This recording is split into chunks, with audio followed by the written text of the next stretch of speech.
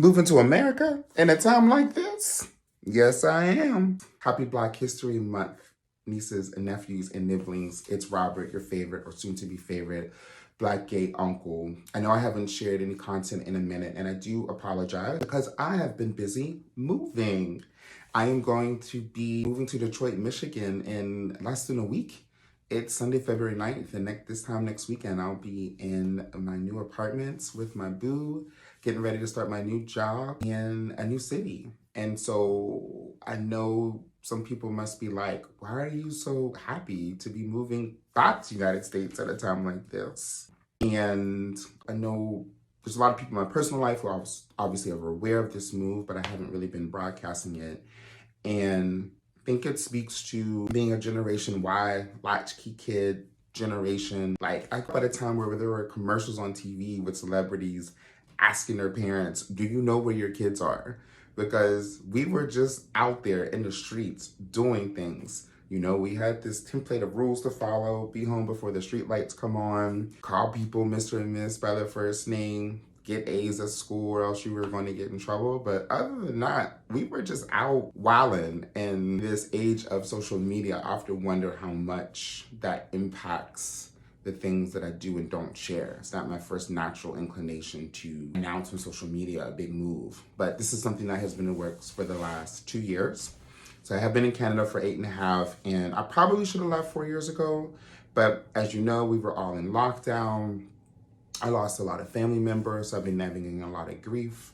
And so it took a minute to get my momentum. But the last 2.5 years, my partner have been focused on getting out of Canada. And it just so happens we're doing it at the beginning of Dorito Hitler's reign. But I've been balancing excitement because I'm very excited to move to a new city that is hella Black, that is going to have a lot more professional opportunities for me as a nurse, that's going to be closer to family.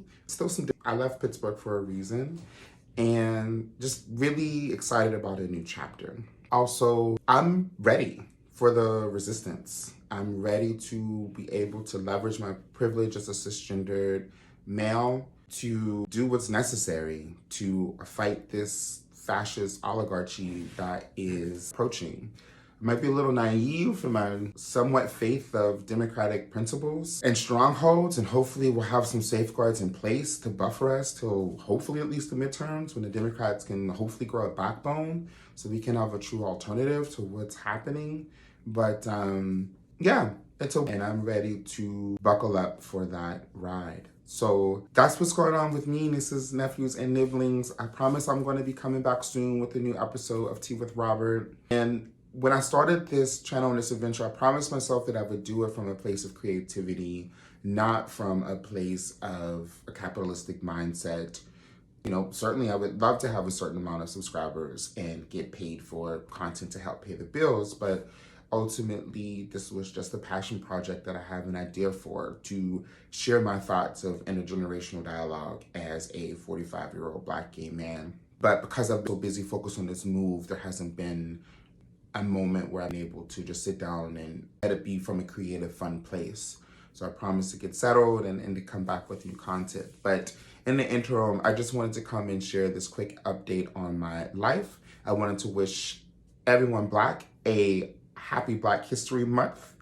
I'm rooting for everyone Black. Some people from a distance, some people from afar. Some people can decide on which way their root is going to grow, whether up or down. But I am rooting for everyone Black. If you're not Black, you are reading and learning about Black people in history, don't ask your Black friend to tell you. Do your own research. Also, pay Black people money. Hook somebody up with a cash shop, especially at this time that we're living in. I'm sure there's a Black trans person that needs your love and support, also your cash flow, so give that to them. And that's all I got. I'm going to keep you posted on how this move with Detroit goes.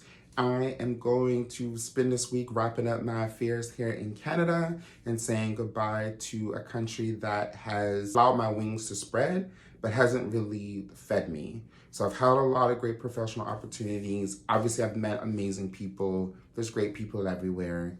Overall, financially, mentally, and on some level socially, just because there is a smaller Black population here, and Canada is hella anti-Black. And you really see that in the inequities in the way Black people are treated, in the challenges that there are in building meaningful community here with Black people. And so I'm excited to return to a place of familiarity, as I was born and raised in America, but also a place that isn't so difficult to find community, particularly with other Black folks. So whoever you're rooting for the Super Bowl, I hope they win. I hope Kendrick Lamar shuts the stage down. And remember, your Black gay uncle is rooting for you. See you, loves. Mwah.